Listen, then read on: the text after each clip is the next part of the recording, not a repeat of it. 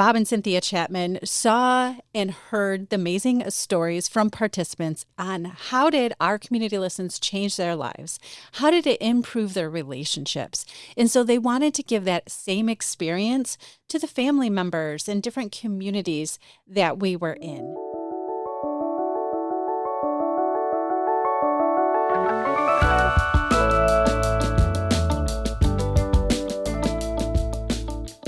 On the Listen First podcast, you'll join us as we connect with an array of fascinating guests from varied backgrounds and perspectives to explore how we can build and become leaders that transform their families, workplaces, and communities.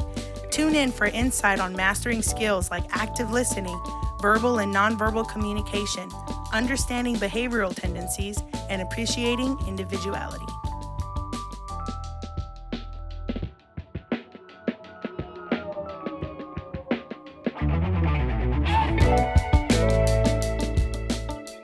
Welcome to the Listen First podcast. I'm your host, Adam Salgat.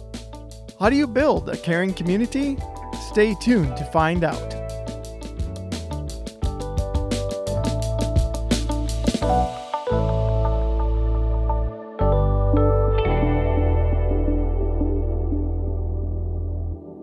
Today we have the privilege of being joined by Misty Jenks, CEO of the Chapman Foundation for Caring Communities, and Mickey Gibbs, Senior Director of Caring Communities. Together, we embark on a journey of exploration, innovation, and transformation as we discuss the exciting initiatives and goals of our organization. Join us as we uncover the key to creating caring workplaces and caring communities, paving the way for impactful change within our regions. Tune in, listen closely, and let's learn, grow, and lead together.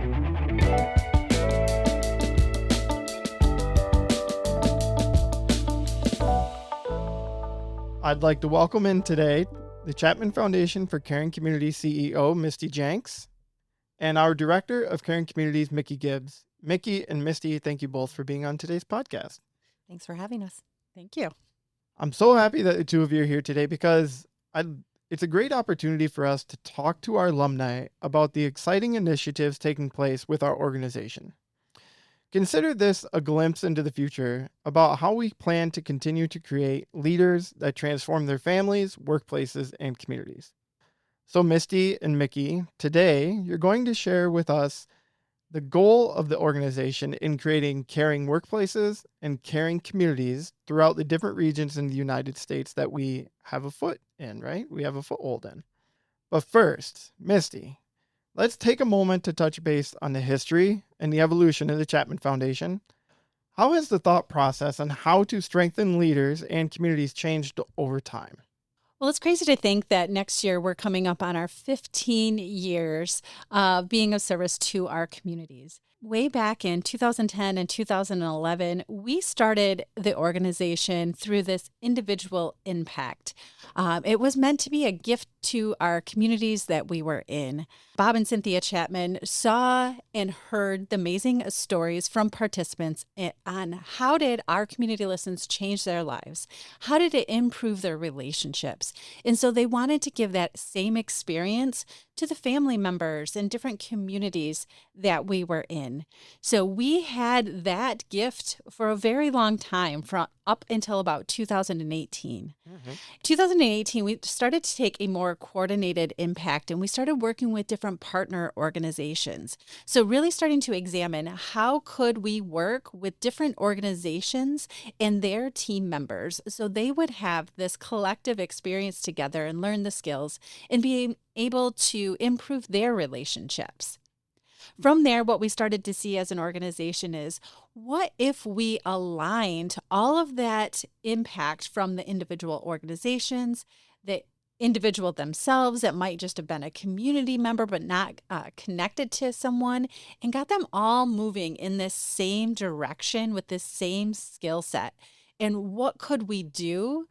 And what could we create and really make a more caring community from that?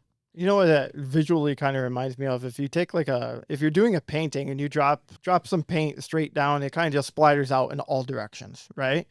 But if you stand from one side, at a canvas and you throw paint in one direction, you can kind of see that everything's kind of going in one direction. It sounds like it's the idea of like trying to get everything moving in one direction, right? Exactly. Trying to line up all of those skills and ability and get what we're calling a collective impact movement going because of the relationships that are being improved. The opportunity that we are now building is to build a caring community.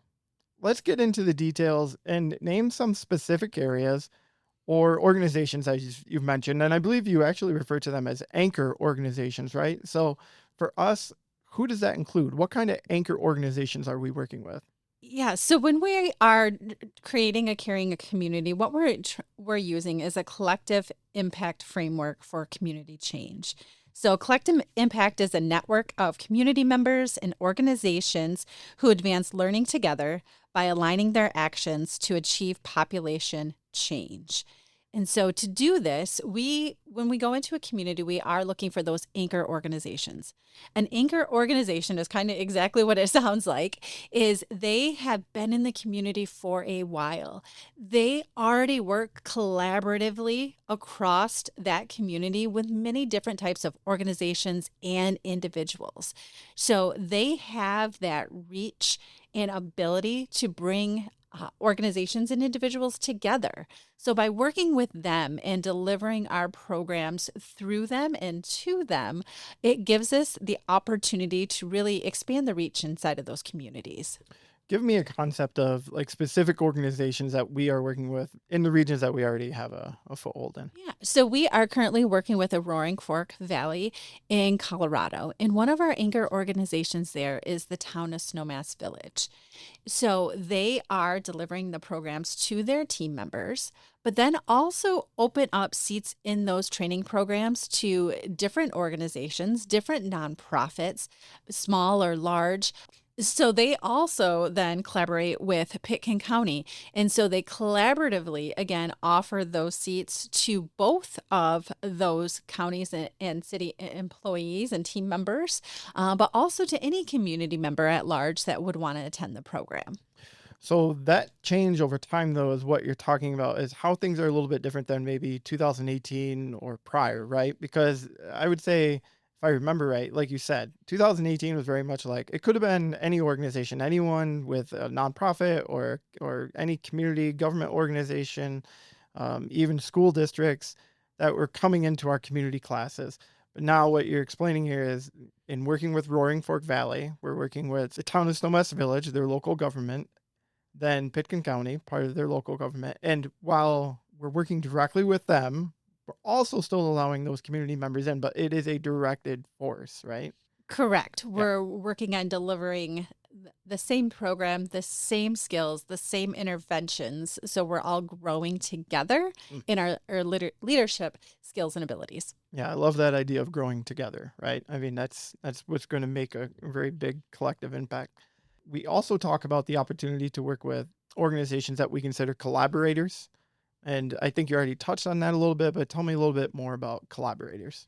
Yeah, so we know not every organization is going to have the capabilities to be an anchor organization. Maybe they're smaller in size, maybe they haven't been around as long. So, what they do is then they work in a collaboration with our anchor organizations to still be able to bring the skills and the trainings to their team, but they're leveraging the systems and the infrastructure of those larger organizations so they can still have that same experience.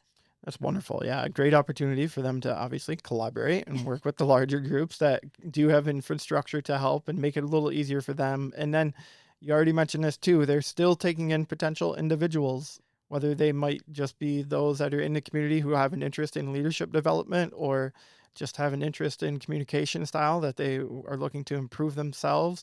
So those individuals might work for real small organizations, might even work for the gas station attendant, it might be a plumber down the street, it could be anyone who's running their own small business even trying to just improve their communication style. Yeah, it could be a retired individual That that just too. wants to Yeah. give back to their community. So really this way it is open for all.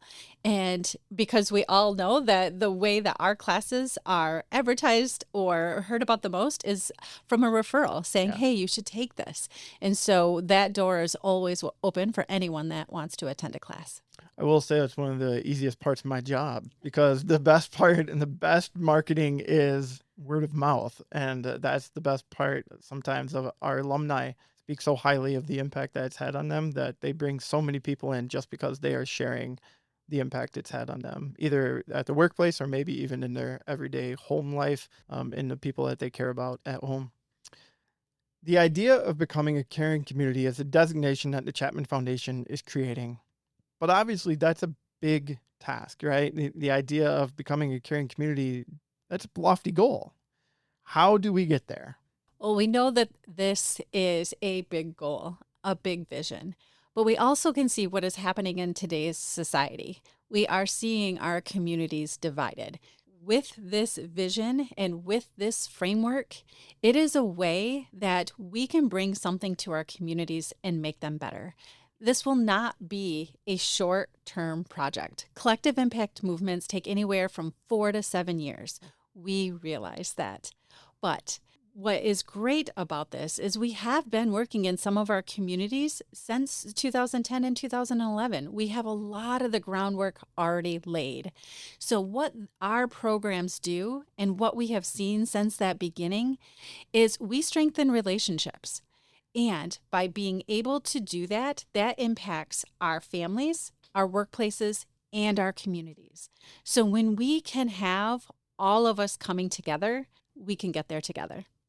I love that response. And I love the idea of what you mentioned in there is a catalyst of workplaces. And therefore, our second designation that we want to talk about today, caring workplace.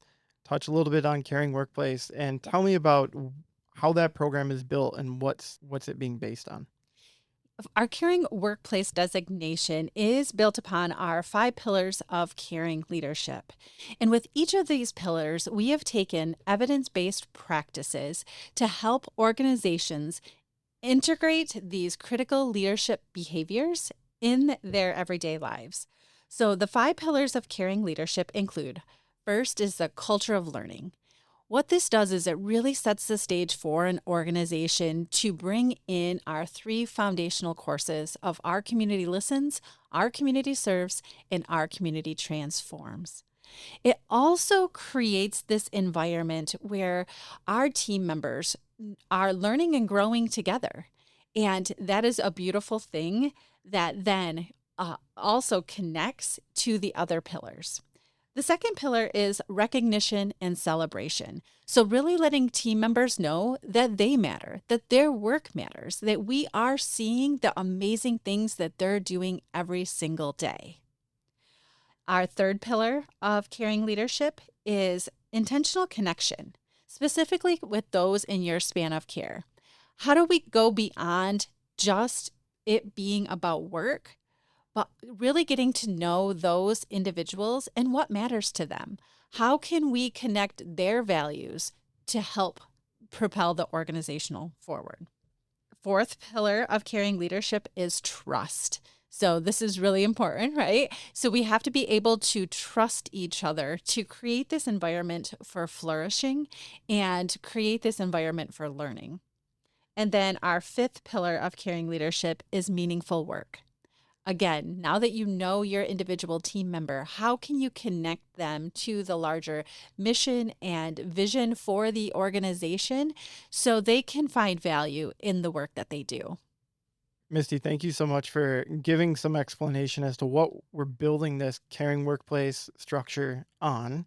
I want to ask though, give me a little bit of background on where have we done our research to pull these 5 pillars together to build this caring workplace program.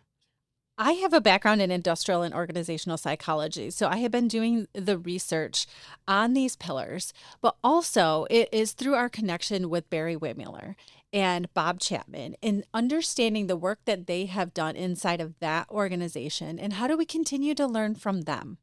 I'm currently in my PhD program where I am studying how are these all connected and how do they really create this environment for flourishing for team members.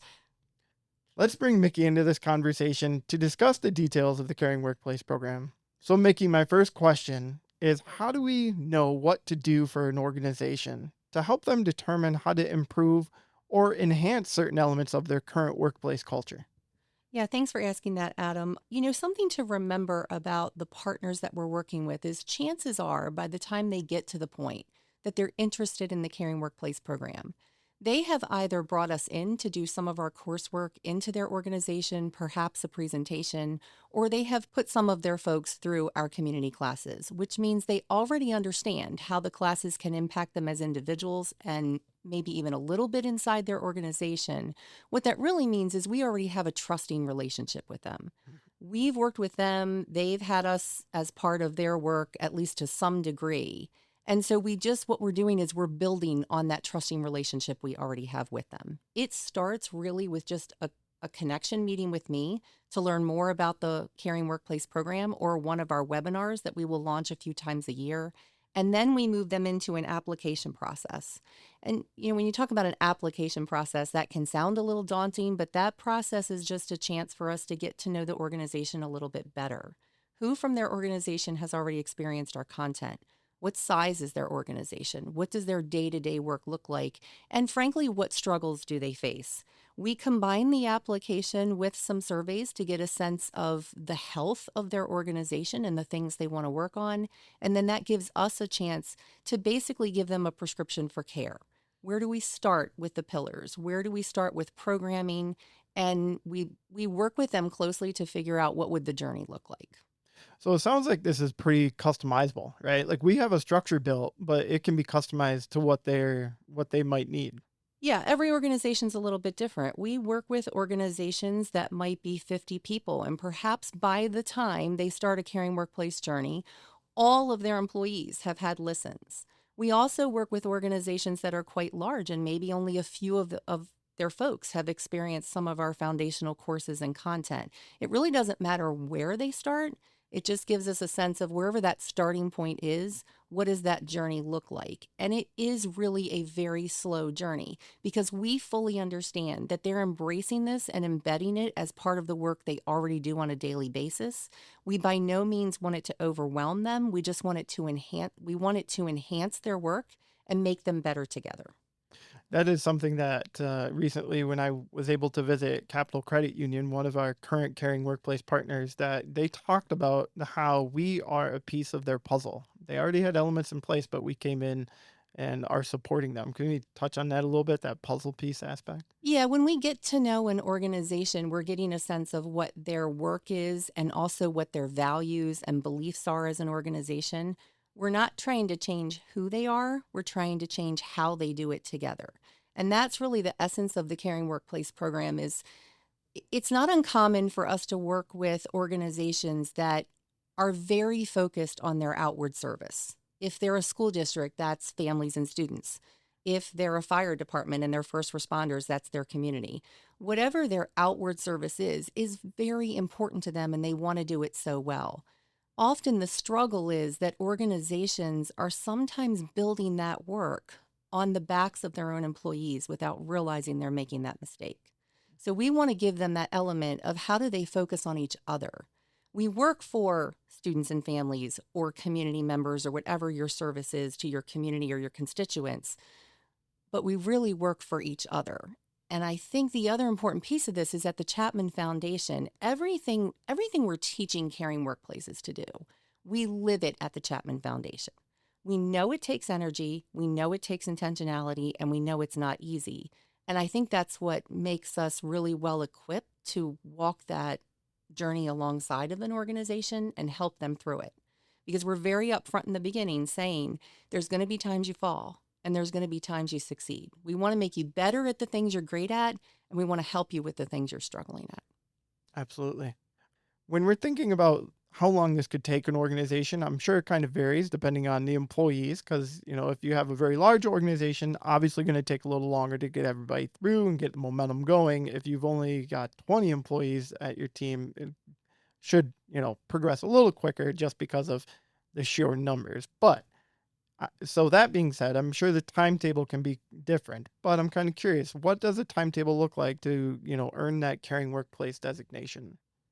Yeah, I would even hesitate, Adam, to even define what a timetable looks like. It is a very long-term project, and that's for several reasons.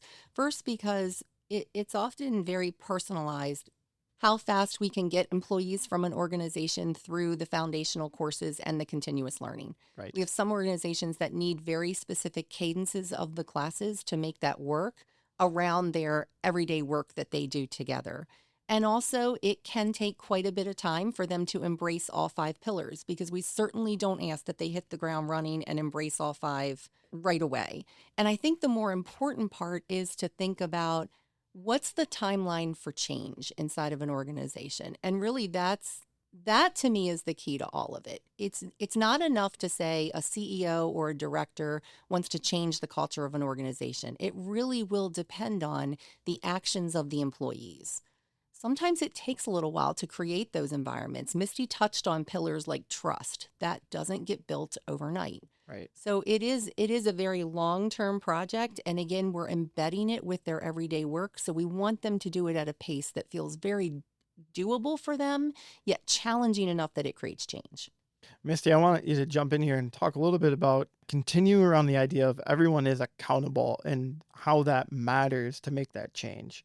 Well, we know the only way to long term sustainability is to ensure that we have those accountability structures really built into the program. So Mickey and her team does an amazing job of okay, let's look at what is the organization already doing, and then how can we even add even more pieces in to really cement and integrate those skills or those practices into the organization. So those accountability structures are key. I love that you mentioned Mickey and her team in there because I want to bring up a quote that was shared with me from Bev Thiel, who is Habitat for Humanity and Kent County's executive director. And I think this is one of the best features of our program is the continued support and that we truly are, walking with them along this journey. Here's Bev's quote. Having the Chapman Foundation as an advocate for really being a caring workplace has been helpful because they provide the conduit for seamless implementation. And so you can have the best ideas in the world, but the products and the templates and the support, I have never met a more cheery group of people who believe in you, and that belief helps you when you're trying to implement something in an organization. So really, the Chapman Foundation has been super supportive as a caring workplace in providing all the templates, all the information we need to easily take what is a concept and a strategy and implement it into the organization. And so our teams are able to now take this information and put it in a staff meeting, put it in a daily conversation. And without the Chapman Foundation, really the work that we're doing as a caring workplace, we wouldn't be able to be as successful. In the end, this is not us just tossing an ebook as an attachment in an email and sending the message, here's your workbook, good luck. It's not that kind of program, right, Mickey? So can you touch on the support that we provide on a weekly, monthly basis? Yeah, absolutely. We start really from the very beginning, meeting with the partners that are interested or maybe even have applied and are going to start that journey with us. And again, as I said before, Adam, we don't want it to be a burden on them. So we're generally meeting with them about once a month to assess the pillars that they want to start with, the programming cadence that they're going to have. We want to make sure that we're meshing it with their values and embedding it in their everyday work. And then we do come up with a joint investment strategy between the organization and the Chapman Foundation. And I think, Bev said it very, very well. Our goal is to make sure that the skills and the conversation become part of your everyday work so that you're sort of making it habit inside your organization. Me and my team were very focused on not only having those conversations at the whole organization level, but we also wanted to impact every single individual that's part of the organization. If they're not impacted by the content, they're not going to be part of that change. That's such a great reminder. Yeah, it really, and it comes down to, as we just touched on a little bit ago, it comes down to individuals making that culture shift, being a part of that culture shift. It's great when it comes from the top down, but it's not going to shift if everybody's not working together, right? Misty, I want to give you the opportunity to go over our foundational courses again. I know the names have been mentioned, but I'd like to get a little more detail in case someone has only taken listens with us. Tell them a little bit more about everything, but let's start with listens because obviously they build on each other. Yes, our three foundational courses of Our Community Listens, Our Community Serves, and Our Community Transforms follow an impact framework from positive psychology called Me, We, and Us. So, Listens is all focused on the me component. How do I build better relationships? How do I improve my communication with those in my span of care so we can have a better relationship? So, the Listens class is all about communication skills. We talk about our behavioral tendencies, some strategies to be able to communicate better with individuals. We talk a lot about listening and empathy and acceptance versus agreement. And then we cap that experience off with effective confrontation. So, how can we have difficult conversations about things that really matter to us and preserve that relationship? I really love hearing you talk about listens because everything that you mentioned in there, in my time, I've spoken with so many people who have been through listens, and I hear all these stories of impact, whether it's a conversation they had at work. We have a story coming out in the next few months of a lady who wasn't sure if she wanted to continue her job, but she decided to use the confrontation model and talk to her boss. And she said things have gotten so much better. So I'm looking forward to people to hear that story. I hear all these comments in my head of like the impact that this has made, and many of them sometimes outside of the workplace. So we know that matters. Misty, tell me about our foundational course, Our Community Serves. Our community serves focuses on the we component of that me, we, and us impact model. And this course is all about taking our leadership behaviors from me centric to we centric and building those cultures inside of our organizations. This is a 2-day experience where first we get to examine our mindsets that help us with service and then what are actual service behaviors. I know I took serves last year, and one of the exercises in there is to kind of relive an interaction you've had maybe with a loved one, or it could be with a coworker, whomever. And I tell you what, man, that's very eye opening when you start thinking about looking at it through other people's lens. So it was a great experience. It's something I am continuing to try to incorporate into my life. What about Our Community Transforms? Our community transforms is the us component. Well, listens and serves really is looking at the individual and what can we do individually. Our community transforms takes it from the organizational lens. And we look at it through for organizational development. What are the skills that can help and support all of those individual behaviors that we want to see from our team members? But then connect us to those 5 pillars of caring leadership. So, really, how do we understand meaning and purpose, and how do we connect the individual work to the bigger work of the organization?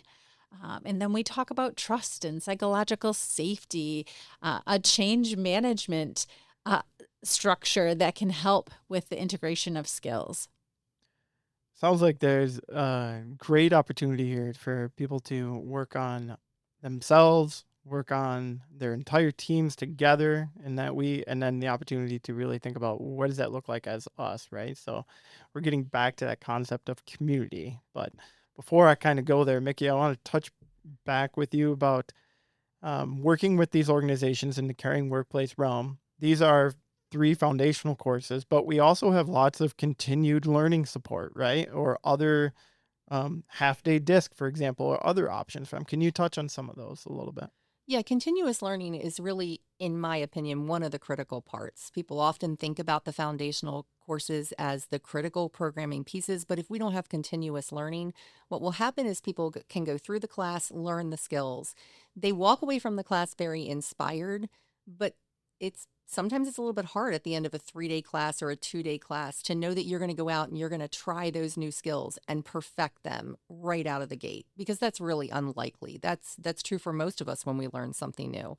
Misty talked about that first pillar being the culture of learning, and part of culture of learning is saying we're not only going to have the opportunity to learn new skills, but we're going to have the opportunity to think about how we've practiced those and give ourselves the chance to get better. And that's really what continuous learning does. We structure those continuous learning sessions very specific to the pillars that the organizations are working on, and also to maybe some things that they just particularly know for their organization need just a little bit of extra focus.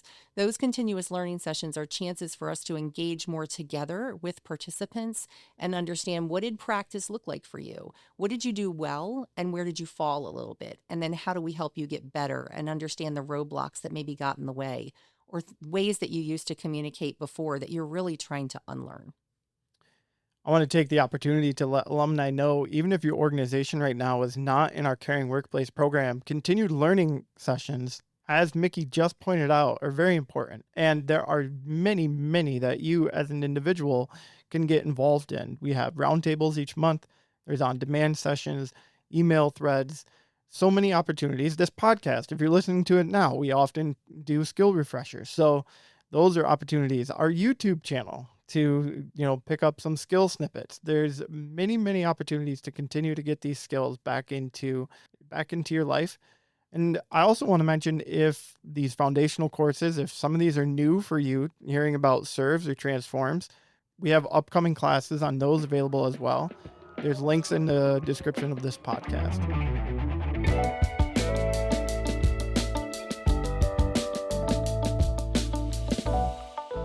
Ladies, as we wrap up our discussion today, as always, I like to do a key takeaway for our audience. Mickey, why don't you go first with our key takeaway? I think what's important for folks to remember is that the Caring Workplace program, as we engage with organizations, I would say there's not a single organization out there that says we don't want to care. Most places know they want to care about their employees. They just don't know how to do it. And that's what our role is, to teach you very slowly and very strategically how to do it. Because we know what we want is for people to wake up in the morning and not feel like they have to get up and ramp up, because they know by the end of the day they're going to feel worse than they felt when they started their workday. We want to flip that and make sure that when folks get ready to close out their workday, they actually feel better than they felt in the morning when they woke up. That sounds like a wonderful space to be in. Misty, go ahead and touch on your key takeaway. I think for me, the key takeaway here is, no matter what part of community you represent, maybe you're a community leader or organizational leader, a volunteer, a parent, but every single individual has a part in building a caring community. It's a wonderful reminder as well. We are the message, right? I am the message.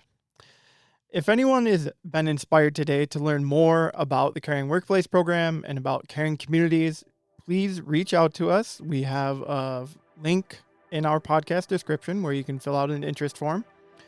And I'd like to thank Mickey and Misty both for being part of our discussion today. Thank you, Adam. Thanks, Adam.